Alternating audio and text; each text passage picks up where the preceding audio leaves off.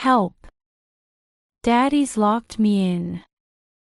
The sudden phone call from my 5-year-old daughter made my eyes widen. I had left her with my husband at home while I was busy at work.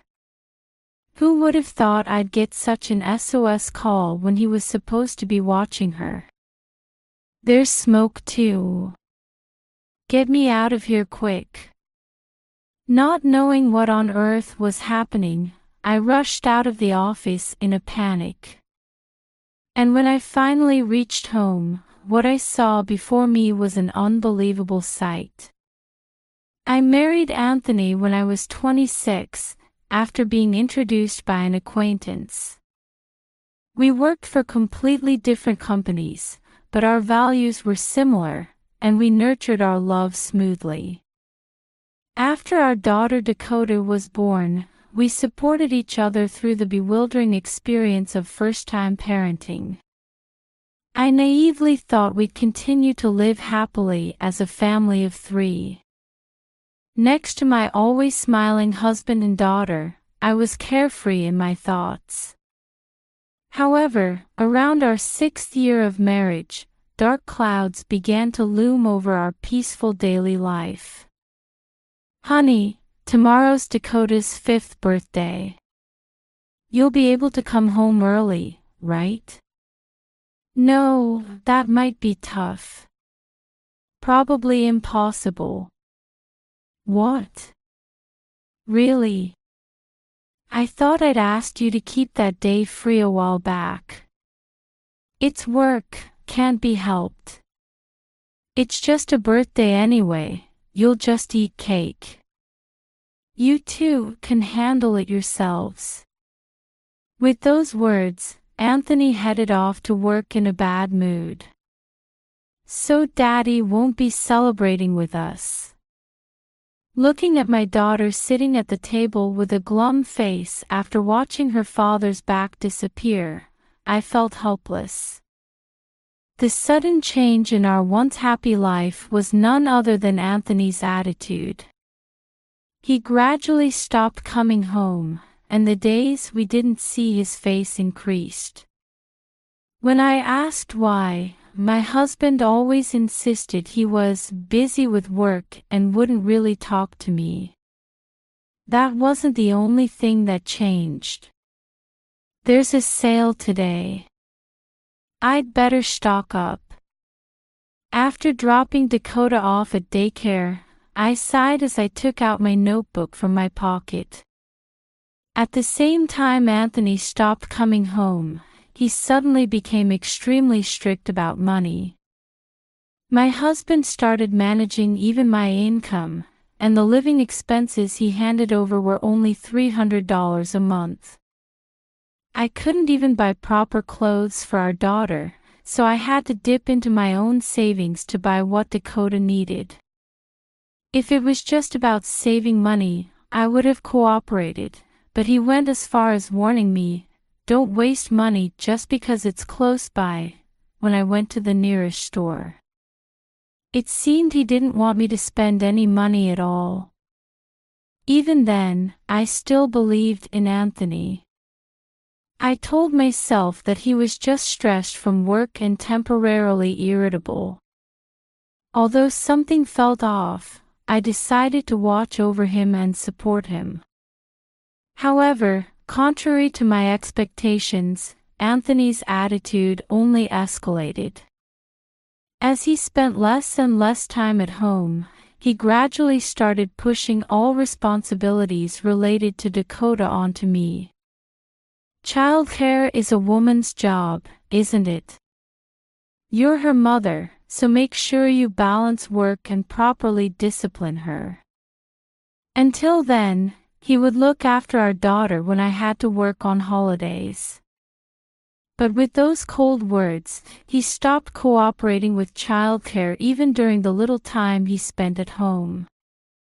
Our parents and in-laws lived a bit far away, so we couldn't rely on them, and I couldn't leave 5-year-old Dakota home alone.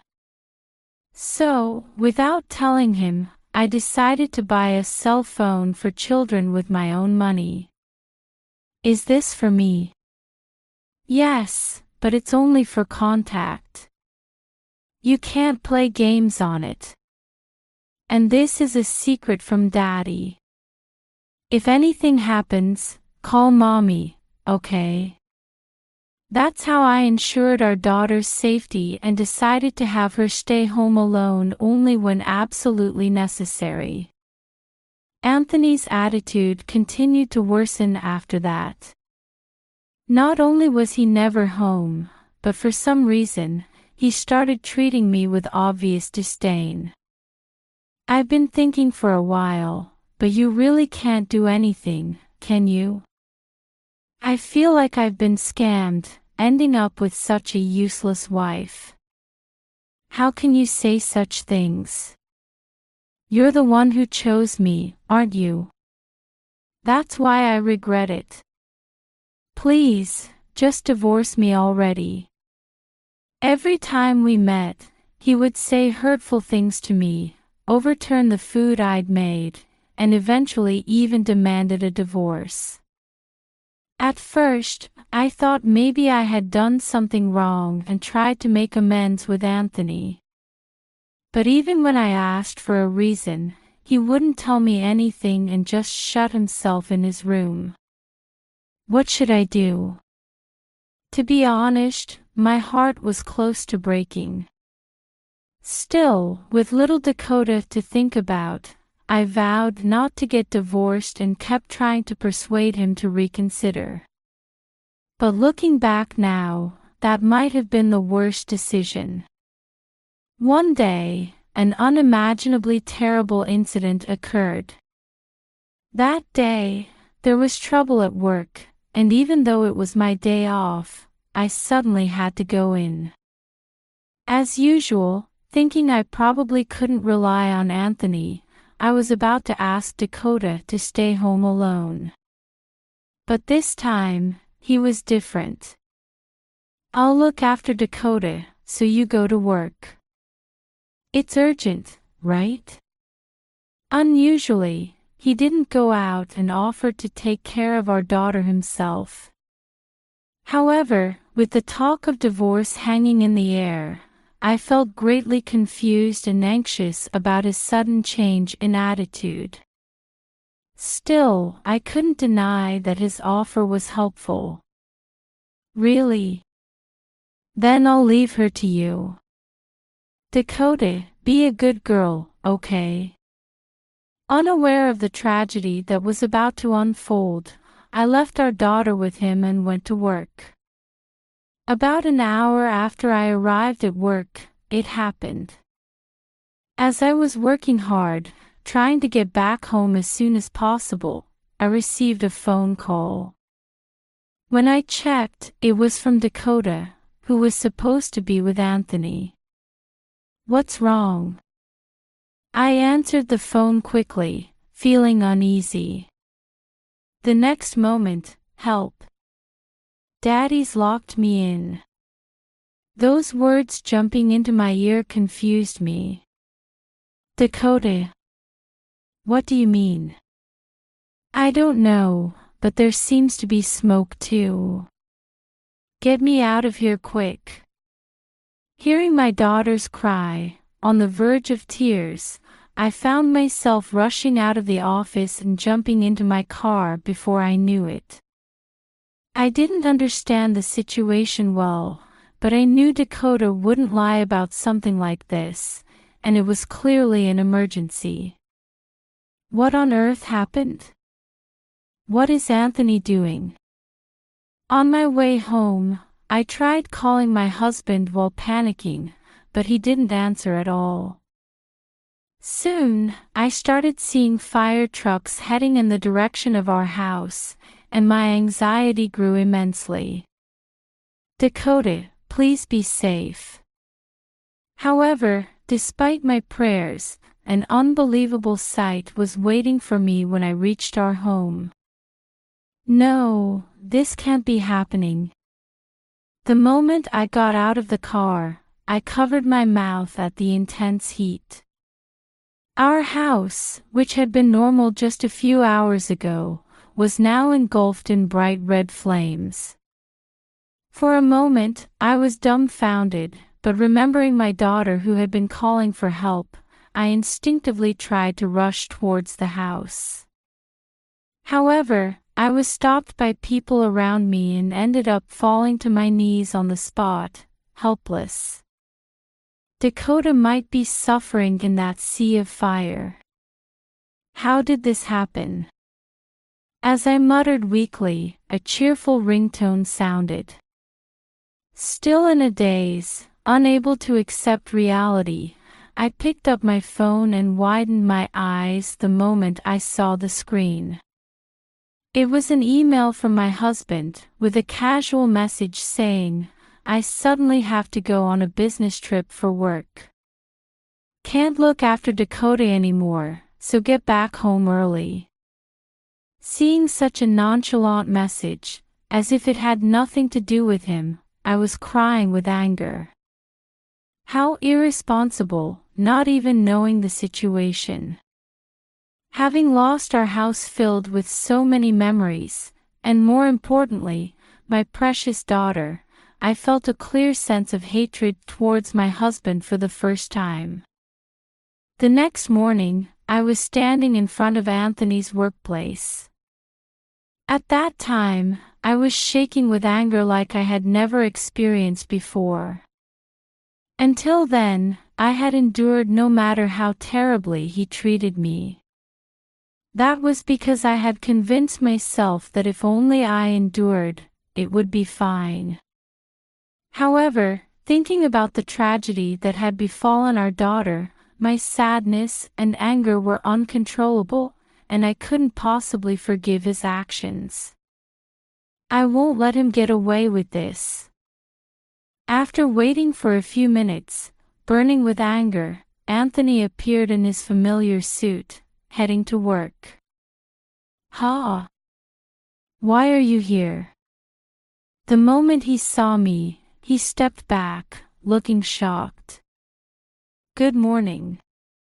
"Oh. Weren't you on a business trip?" I was just about to leave. I got a sudden call yesterday." Is Dakota doing okay?" As he stumbled over his words, piling up excuses, I felt my blood boiling. There was a fire, and our house burned down completely. "I see.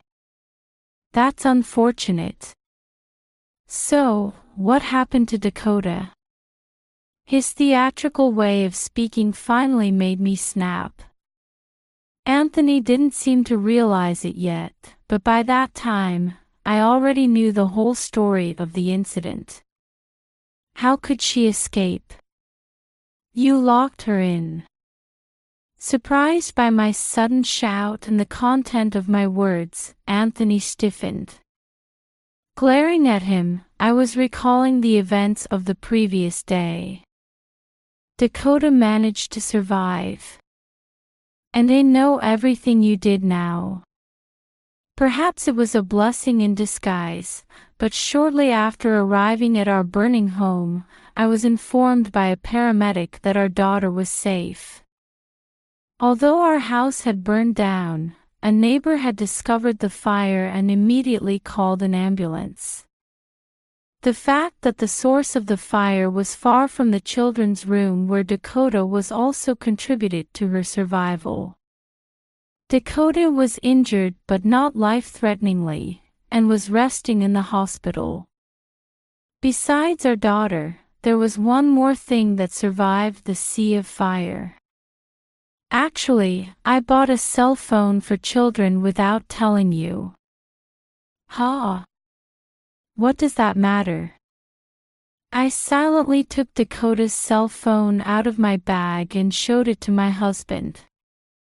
What survived along with our daughter was the children's cell phone. Apparently, Dakota had been secretly playing in her room, recording videos. And then, she was locked in from outside by Anthony. Everything you did to Dakota was clearly captured on video. Luckily, the remaining footage had recorded not only our daughter's desperate voice of resistance but also my husband's voice saying, "You stay here. Don't you dare come out."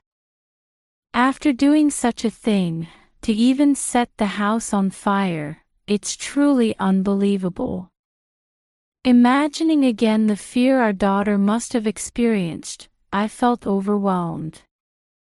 How terrifying it must have been for her to be treated like that by her own father.